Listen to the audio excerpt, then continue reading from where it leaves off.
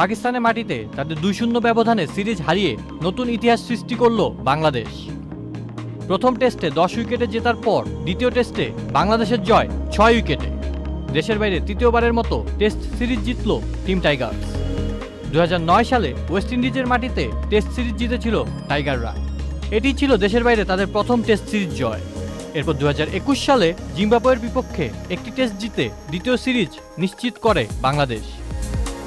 যে কোনো দিক বিচারেই এই সিরিজ জয়ের আনন্দ একটু বেশি, কারণ 21 বছর আগে 2003 সালের সেপ্টেম্বরে মুলতান টেস্টে পাকিস্তানকে বাগে পেয়েও 2 আম্পায়ার রাসেল টিফিন এবং অশোকারি সিলভার প্রশ্নবিদ্ধ আম্পায়ারিংয়ের কারণে জয় আনতে পারেনি বাংলাদেশ।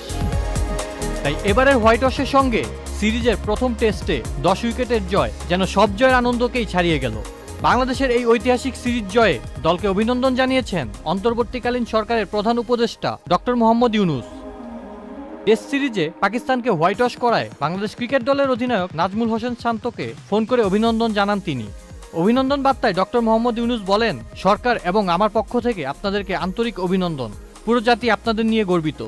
রাওয়ালপিন্ডিতে পাকিস্তানের বিপক্ষে দ্বিতীয় টেস্টে 6 উইকেটে জয়ের মাধ্যমে 2-0 সিরিজ জয়ের আনন্দে তিনি আরও বলেন, বাংলাদেশ দল দেশে ফেরার পর তাদের সংবর্ধনা দেওয়া হবে।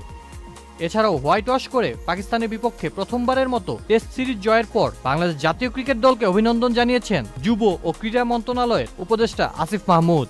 তার ফেসবুক অ্যাকাউন্টে জয়ীদের অভিনন্দন জানিয়ে ভিডিও বার্তায় তিনি বলেন, জুলাই বিপ্লবের মাধ্যমে দেশে যে গণ অভ্যুত্থান হয়েছে তারই সুফল পাওয়া যাচ্ছে ক্রীড়াঙ্গনের প্রতিটি ক্ষেত্রে।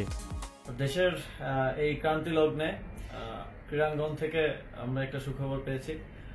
বাংলাদেশ জাতীয় ক্রিকেট দল পাকিস্তানের সাথে যেই টেস্ট সিরিজ ছিল সেই সিরিজের 2টি ম্যাচ জেতার মাধ্যমে পাকিস্তান জাতীয় ক্রিকেট দলকে হোয়াইট ওয়াশ করেছে। আমরা বাংলাদেশ জাতীয় দলের সকল খেলোয়াড়, কোচ সহ অফিসিয়ালদের অভিনন্দন এবং শুভেচ্ছা জানাচ্ছি। দেশের এই ক্রান্তি লগ্নে এই খবর দেশের জনগণের মনে কিছুটা হলেও স্বস্তির সঞ্চার করবে।